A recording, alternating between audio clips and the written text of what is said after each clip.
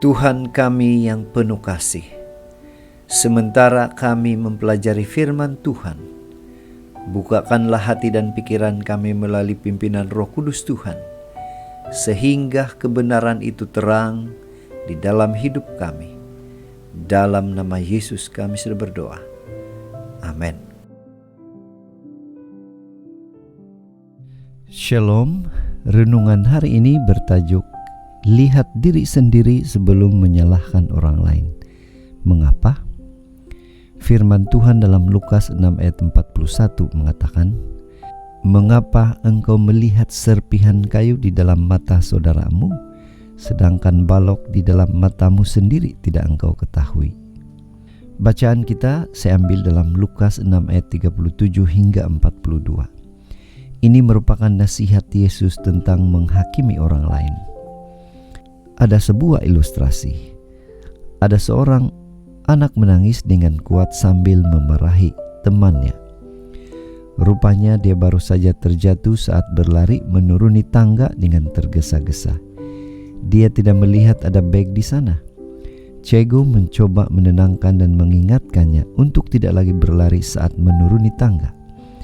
Tetapi bukan pula anak itu merasa tenang, malah anak itu terus menangis sambil mengatakan bahwa pemilik beg itulah yang seharusnya bertanggung jawab atas kemalangan yang menimpanya. Kita kembali kepada nasihat Yesus.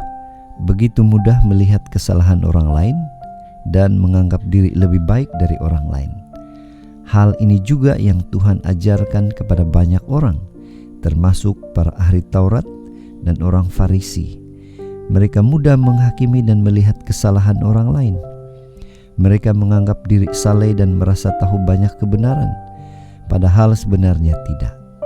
Tuhan mengibaratkannya seperti orang buta yang menuntun orang buta dan menyebut mereka sebagai orang munafik.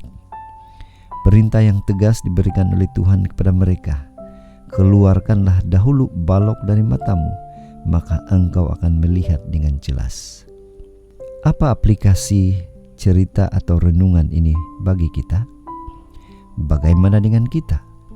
Apakah kita juga tergolong dengan orang yang mudah menghakimi dan melihat kesalahan orang lain? Saudara, saat mulut kita akan mengeluarkan kata-kata penghakiman atau kutukan, berhentilah sejenak. Mari dengan kerendahan hati kita meminta supaya Tuhan sendiri yang senantiasa menunjukkan kepada kita dosa yang perlu diakui, kebiasaan buruk yang perlu dibuang. Dan daripada berdoa meminta agar Tuhan mengubah orang lain, mintalah dahulu agar Tuhan mengubah diri kita sendiri. Jadi hari ini marilah kita ingatkan diri kita bahwa orang yang rendah hati tidak mudah menghakimi, tetapi mudah mengakui kesalahan diri sendiri. Inilah doa dan harapan kita. Mari kita bersyukur dan berterima kasih karena Tuhan selalu menyadarkan kita akan kekurangan dan kelemahan kita untuk kita akui kepada Tuhan dan minta kemampuan dari Tuhan supaya boleh melakukan itu. Mari tetap setia, tetap semangat, tetap positif di dalam melayani Tuhan sementara menunggu kedatangan Tuhan kedua kali. Tuhan memberkati.